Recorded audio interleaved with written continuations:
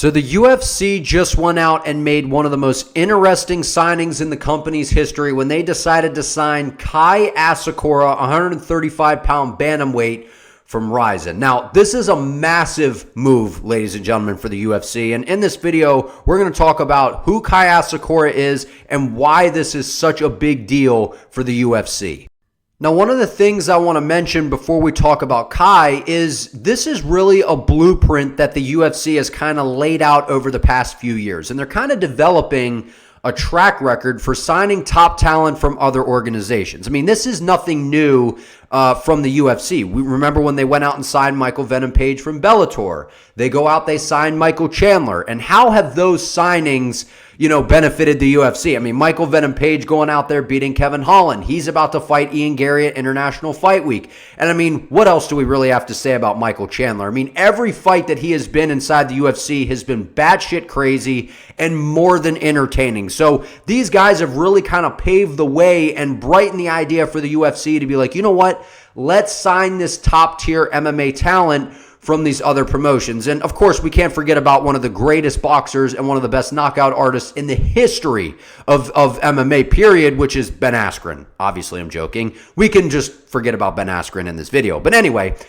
I mean, they've also went out and signed Glory Kickboxers. They signed Alex Pineda. They went out and signed Israel Adesanya. And I mean, those two names alone, they're two of the biggest names in the UFC right now. Two of the biggest stars that they've ever had inside the UFC. And both of those guys, I mean, not only are they household names, they have become world-class fighters who came over with a very particular skill set, a specialist in terms of the striking.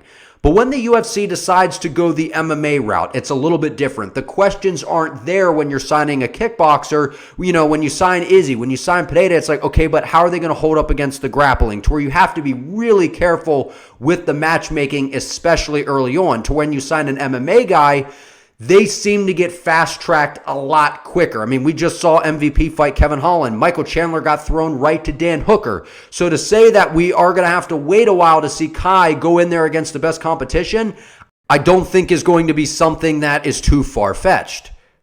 But that's exactly kind of what concerns me when it comes to Kai, considering that with the information we have at this very moment, it looks like he's going to be a bantamweight inside the UFC. And I mean, I don't have to sit here and tell you about the UFC's bantamweight division because I've been on the record on my channel saying I think this is the most stacked division inside the UFC. I mean, not just the guys inside the rankings, but the prospects on the rise. I mean, this division has absolutely everything you could ask for, which is why it's my favorite. I mean, you got the flashy strikers, you have the super well-rounded guys, the jiu-jitsu practitioners, the grapplers, the wrestlers, the well-rounded. I mean, you have it all inside the bantamweight division.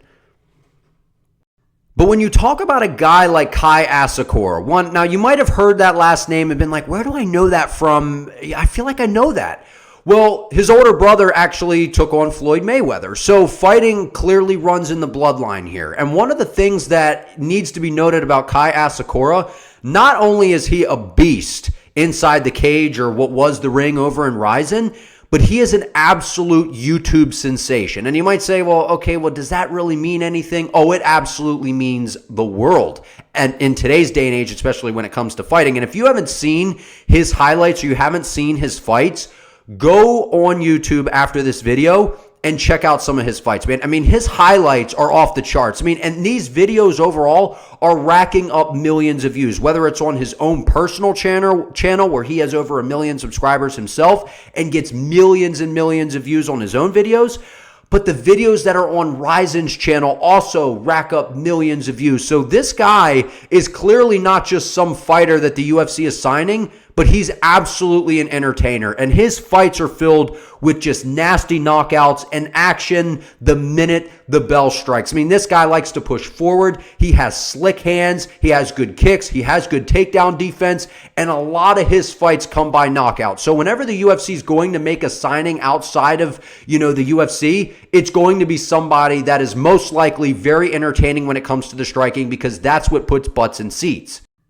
Now, you heard me just mention about the popularity on YouTube. I mean, that's just to give you an idea of, if you're not familiar with Kai Asakura, what this guy is bringing to the table. I mean, getting millions of views on YouTube and not being a part of the UFC and being an MMA fighter is incredibly impressive. And I mean, his battle with Kyoji Horiguchi, he's a guy who's crossed over and fought in Bellator. He's been a part of RIZIN, and he is a really, really solid fighter. Now, Asakura beat him the first time. Horiguchi goes out there and finishes him the second time. That's one of the most watched MMA fights out there on YouTube, which is incredible because the UFC loves to post, free fights and building up, some of their fighters, and some of the videos, obviously, that are on the UFC's page that they leave up for years. Of course, those get millions and millions of views.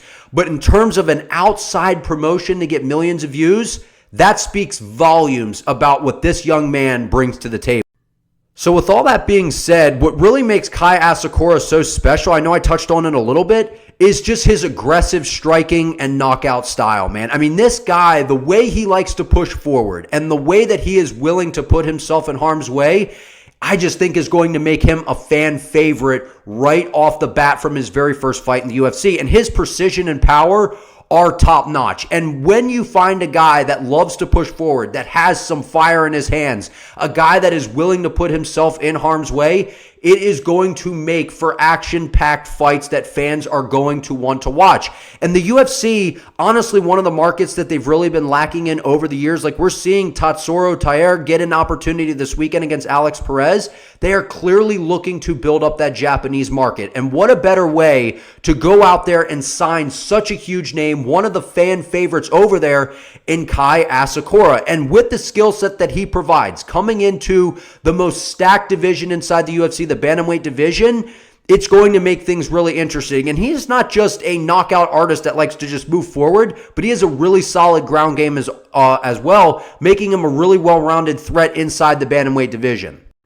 But like I mentioned before, right? I mean, Kai Asakura, he has a pretty impressive MMA record thus far. 21 wins, 4 losses, with plenty of impressive wins inside of RIZIN. Now, most people aren't going to know who a lot of these opponents are that he's facing, but in all of these victories, you're either seeing a nasty knockout, a slick submission, you're seeing something entertaining. And even when he's losing, it's him going out because he put himself in harm's way, which is all the makings of a star inside the UFC. But some of the fights that he's had that you may have recognized or names you may know, his most recent win finishing Juan Archuleta, a guy who's competed in Bellator for a number of years, fights a lot like TJ Dillashaw because he's a teammate of TJ. That is a very good win by Kai Asakura. Like I said before, went out there against Kyoji Horiguchi, beat him the first time, lost the second time, and then he's also fought against UFC 304 a guy that's going to be fighting on UFC 304, and that is Manel Kape, who is down in the flyweight division. And although he did not beat Manel Kape, we have seen how good Manel has been inside the UFC. So those are some pretty impressive wins outside of the UFC. But with all that being said, like I mentioned in this video, it looks like he is going to be competing inside the UFC's bantamweight division. And if that's going to be the case, this is where things get a little bit scary for Kai Asakura, because he is going to be going up against some of the best guys in the world right away, presumably. I mean, even guys that aren't ranked or are at the back end of the rankings in the bantamweight division are all incredibly hard fights. I mean, we got guys like Petr Yan, Corey Sandhagen, Jose Aldo, Jonathan Martinez. I mean, an array of skilled guys inside this division, no matter if it's, a highly ranked guy, a later in the rankings guy, like they are all so well-rounded. So the octagon's a different beast compared to the ring, man, and the pressure is going to be so immense on Kai when he makes his debut in the UFC. It's going to be really interesting to see how he handles it. But with Kai joining the UFC, there is no doubt about it that we are in for some absolutely insane matchups. Whether, he rises to the occasion or faces some tough challenges, the one thing that I can guarantee you, his fights are going to be must-watch events. Now, I think that the UFC is probably going to want to give him some sort of matchup that's incredibly favorable to him, maybe an older name in the UFC like a Dominic Cruz, maybe a guy that's a little bit on a downfall like a Henry Cejudo, something along those lines to get him a win, because if they can get him a win, get him in the win column, introduce him to the American-based audience, that is going to open up the door for Kai Asakura and open up the door for the UFC to probably bring a fight night to Japan to where this guy can headline, because there's no doubt about it. Kai Asakura, with the online presence he has, the fan base that he has in Japan, this guy has all the makings of rising incredibly fast inside the UFC with their promotional tool that the UFC has, the marketing push that we've seen them put behind these new signings. But the one thing is, guys, it is going to be a hard journey for him if he is going to stay at 135 pounds. I could very easily see him wanting to drop to 125, considering the landscape of that division. We know we just saw Steve Erceg get a title shot. Like, 125 would definitely be the easier route. But if he stays at 135, things are going to get very, very interesting either way. But I want to hear from you all down in the comments. Do you guys think that Kai Asakura is a great addition to the UFC? Do you think he does well? Comment your thoughts below. Subscribe to the channel. Help your boy out. I would appreciate it. See you next time.